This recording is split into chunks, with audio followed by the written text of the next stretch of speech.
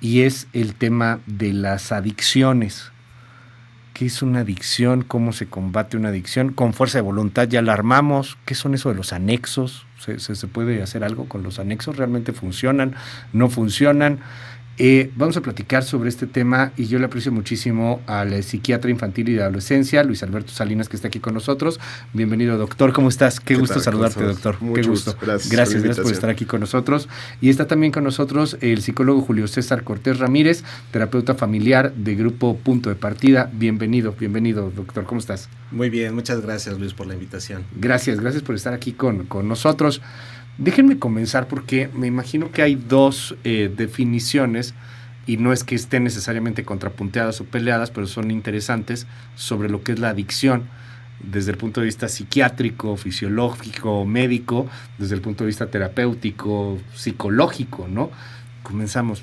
Doctor, desde la psiquiatría, desde el cuerpo, ¿qué es la adicción? ¿Qué es una adicción? Pues, bueno, primero que nada, comentar acerca del consumo perjudicial de sustancias, ¿no? Claro. O sea, durante todo este tiempo, pues lo mencionábamos como adicciones. Sería más prudente comentar acerca de este consumo perjudicial cuando una persona ya necesita consumir esa sustancia y se vuelve con mayor tolerancia, o cuando ya necesita, porque a lo mejor necesita pues tener como este espacio eufórico o calmar un poco algún malestar, y de repente se vuelve como en mayor cantidad, o te empieza a hacer algunas conductas en las cuales pues también se pone en riesgo, o pone en riesgo igual su familia o sus intereses o sus actividades académicas, y empieza a disfuncionar.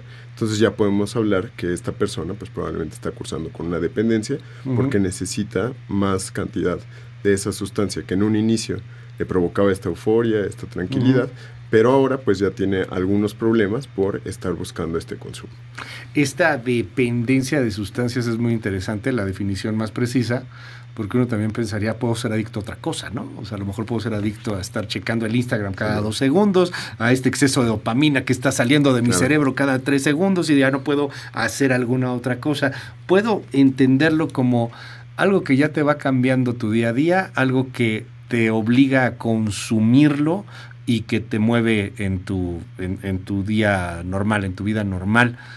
Desde el punto de vista terapéutico, ¿cómo definiríamos este abuso de sustancias o estas adicciones? Sí, desde luego que entendemos el fenómeno como un problema multifactorial, ¿no? Es decir, no hay una causa única. Hay una predisposición genética, hay factores individuales, de personalidad, pero también hay un ambiente de cultivo. Como bien dices, estamos rodeados de estímulos, rodeados de situaciones que buscamos placer. Los seres humanos tenemos una tendencia natural a buscar placer, pero también a buscar alivio del malestar.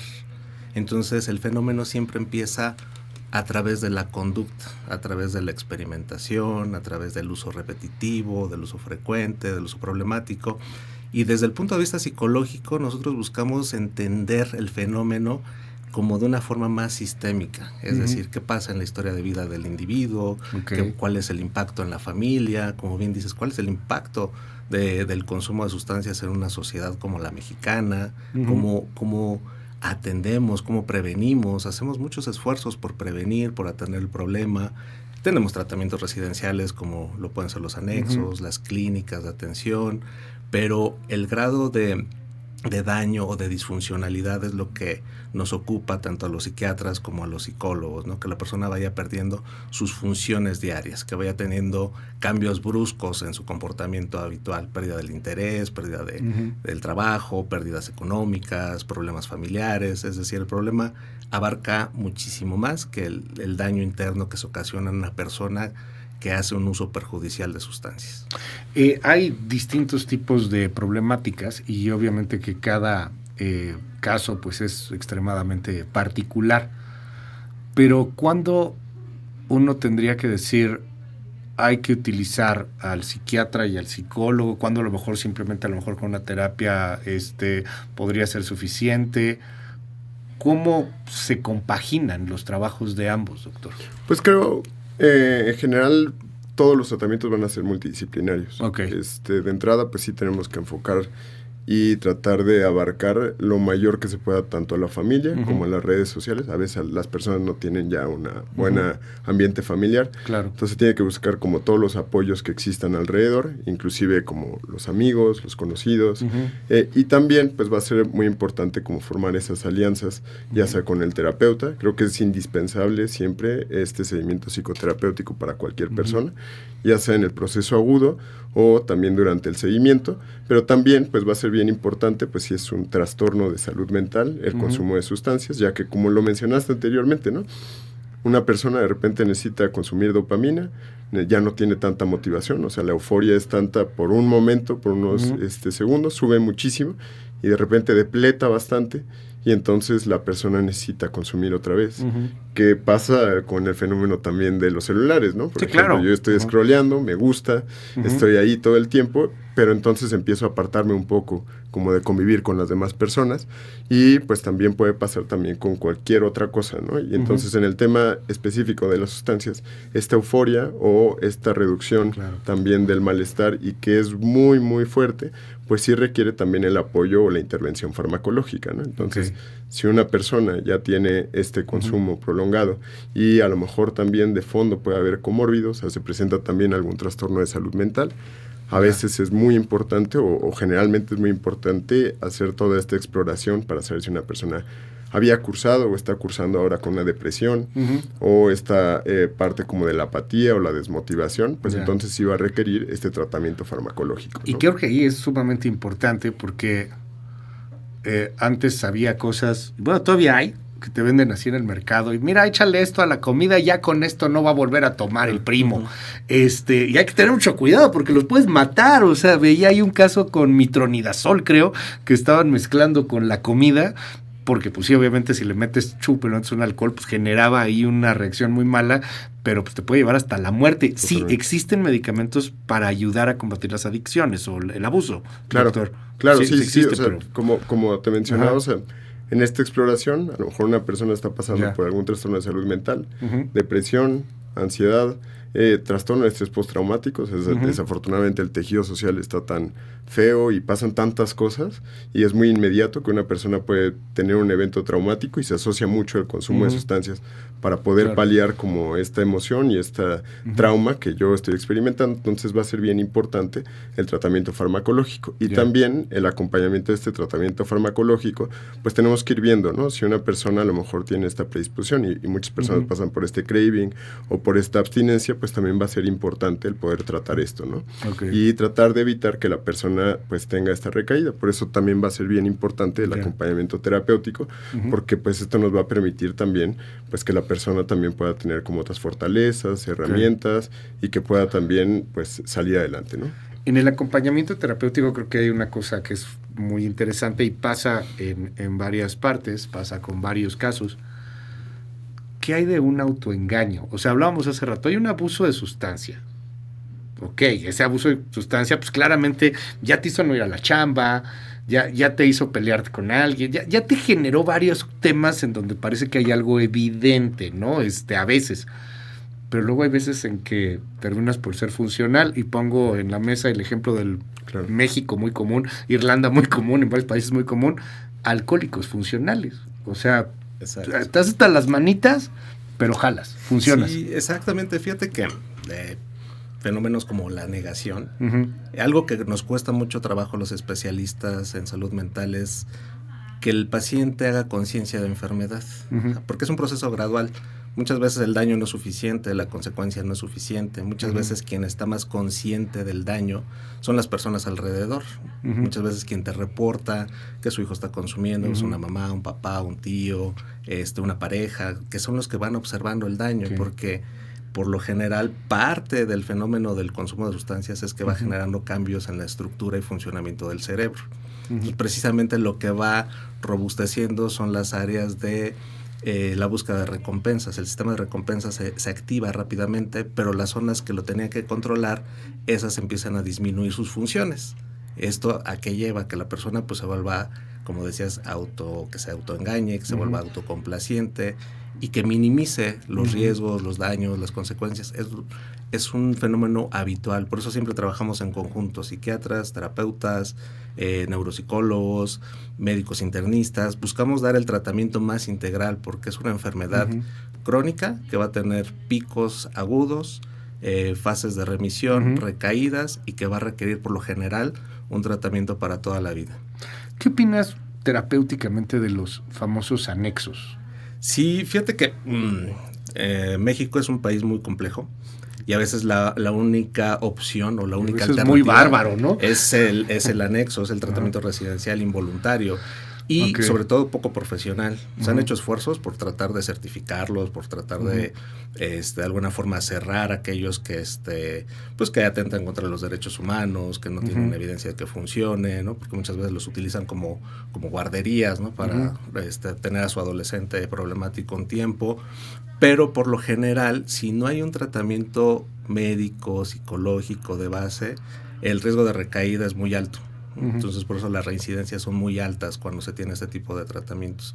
Hay tratamientos también residenciales que también tienen un componente científico, donde hay médico, psiquiatra, internista, y que pueden realmente dar un tratamiento que sea efectivo para la persona. Que por lo regular, pues a veces esos existen, pero son extremadamente caros, ¿no? O sea, son de élite. O sea, no es lo mismo ir a Oceánica que a la Patrulla Espiritual. Digo, o sea, tienes ahí ambos. Claro. ¿Cómo sabemos que necesitamos ayuda? Y, a ver, aquí mucha gente nos escribe, pues yo dejé de fumar. El fumar, mucha gente creo que ha logrado, ya no voy a fumar y les cuesta trabajo, es voluntad y se acabó. Pero creo que no es lo mismo con muchísimos otros temas o con muchísimas otras sustancias. ¿Se puede salir solo? ¿Cuándo se necesita ayuda? Uy, qué compleja pregunta.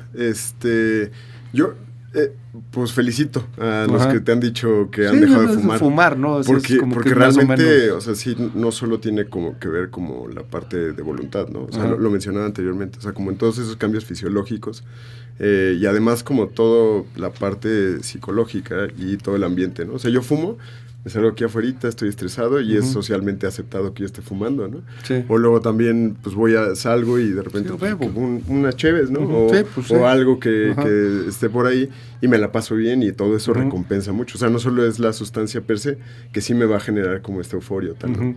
Pero bien lo mencionábamos, o sea, desafortunadamente es que a veces las personas, o muchas veces, o sea, sí se dan cuenta que pueden llegar a tener estas dificultades en su medio, que a lo mejor ya no se están presentando, pero a veces no es tan evidente, y a veces también en esta parte como de recaídas, pues la persona sí tiene la voluntad, lo quiere, está buscándolo, dice, sí lo voy a hacer, o sea, ahorita tengo todas las ganas, pero también el medio influye mucho en que esa persona a lo mejor pues ve que otra persona está fumando, el vapeo, por ejemplo, que afortunadamente ahorita ya está más reglamentado y tal, regulado. por Aunque todos también los hay mucho años tan mercado inmediatos, sí, claro. Pero pues en este sentido, o sea, sí una persona sí requiere como todos estos apoyos. O sea, sí hay personas que pues, afortunadamente también, pues sí hemos conocido personas que de repente dejan incluso el cristal, que algo que yo dije está muy duro es consumir el cristal, y sí lo van dejando, ¿no? La intención es que sea paulatino, poco a poco, que se reduzca el daño que puede generar tanto en su salud como acompañar toda la parte de su funcionalidad y pues que sea pues, sí prolongado, ¿no? Voy a citar esta frase que es común en México: si no la controlas, no la fumes. O sea, te lo dicen, ¿no? Frecuentemente, pero le quiero preguntar a un psiquiatra y le quiero preguntar a un terapeuta: ¿la puedes controlar? O sea, y no me refiero solamente a marihuana, ¿no? Que por lo regular se refieren a eso con marihuana. Hay cosas que se pueden controlar, todo se puede controlar. Hay unas que no, como dices, el cristal, fentanilo, estamos viendo lo que está sucediendo, que lo mezclan con otro tipo de drogas, cocaína, dicen que es sumamente difícil. ¿Hay alguien que realmente pueda controlarlo? Pues a mí me encantaría pensar cigarro. Que sí. Yo personalmente creo que no. O sea, incluso como en esta regulación del uso recreativo de marihuana, o sea, todo depende, ¿no? Porque en algún momento decían que era medicinal y hasta ahorita solo hay 3 patologías que se pueden tratar con marihuana, ¿no? Y con muchas otras cosas, entiendo, ¿no? Además, sí, exacto. Entonces, yo creo, o sea, creo que, como dicen, ¿no? O sea, la experimentación, pues no genera mayor consecuencia, ¿no? Pero ya el consumo prolongado y tener como más problemas, creo que sí, ahí va a estar más difícil como ese control, ¿no? ¿Tú qué ves ahí? No, yo coincido plenamente. no podemos negar como el potencial adictivo de muchas sustancias, ¿no? Y de cómo modifica tu cerebro a veces de forma muy rápida. El azúcar. O sea, el azúcar, muchísimas sustancias. Sí. Y pues desde luego que la fuerza de voluntad no es suficiente. O sea, también dónde está la línea entre tener un consumo moderado, en donde estás teniendo riesgos y consecuencias, y hasta dónde es un consumo pues desde mi punto de vista mal llamado recreativo. O sea, porque pues sí puedes sentir placer, sí puedes tener como una serie de descargas de dopamina y otros neurotransmisores, pero a la larga pues eso va como ampliándose cada vez más en periodos más largos de tiempo y te va generando disfuncionalidad en el sentido de que lo que hacías habitualmente lo vas dejando de hacer, asistir al trabajo, a la escuela, hablar con tu familia, hacer muchas otras cosas, eso se va disminuyendo. Entonces eso del consumo que yo puedo controlar a veces es parte de autoengaño y falta de conciencia de enfermedad. ¿Cómo se puede prevenir? ¿Se puede prevenir un abuso de sustancias o una adicción? Digo, obviamente no consumiéndolo, ¿no? Pero ¿qué se hace para prevenirlo? Yo sí, en esa pregunta en particular, o sea, te podría hablar como de factores protectores, factores de riesgo, ¿no? O sea, obviamente la integración de la familia, obviamente también el buscar también algunas otras actividades recreativas, el tratar también de buscar todas estas actividades en las cuales haya grupos y también, sobre todo, como el apoyo familiar y también fortalecer que cualquier persona pues tenga autoconcepto, esta identidad fortalecida, esta autoeficacia. Pero pensaría como en la prevención, el experto, si lo tengo aquí enfrente. ¿Cómo prevenimos? Sí, pues mira, siempre es esencial la información. La información científica, verás, pero sabemos que no es suficiente. Entonces, por lo tanto, necesitamos como trabajar fuertísimo en el desarrollo de habilidades. Habilidades que llamamos psicoemocionales o habilidades para la vida. ¿Esto qué quiere decir? El autocontrol, el saber decir que no, el cómo tratar la influencia social, el comunicar de forma asertiva, el gestionar mis emociones. Es un trabajo que se está haciendo desde hace muchísimos años en nuestro país. A lo mejor no ha tenido todavía el impacto necesario que se requiere para este nivel de consumo que estamos teniendo en México y en todo el mundo, pero sí tenemos que apelar como a la conducta y al cambio y modificación de las creencias, ¿no? Porque cuando fomentamos que una droga puede ser medicinal, puede ser recreativa, disminuimos la percepción del riesgo. Si yo considero que algo no es riesgoso para mí, es más probable que lo utilice. Entonces también hay factores como muy potentes que previenen, como el vínculo con la escuela y el vínculo con la familia. Les quiero agradecer muchísimo estar hoy aquí con nosotros. Se nos fue rapidísimo el tiempo aquí en radio, más en los noticieros a veces es muy, muy corto, pero pues estamos muy atentos, los seguimos en sus redes sociales. Doctor, ¿en dónde? Yo generalmente me muevo nada más en Facebook, entonces, ahí, pero ahí están. Ahí andamos. Sí. Los seguimos. Están en Instagram, de hecho, te seguimos. Sí. Así es, ya me siguen en Instagram, ahí estoy. Y puede usted ahí checar cómo encontrarnos. Muchísimas gracias.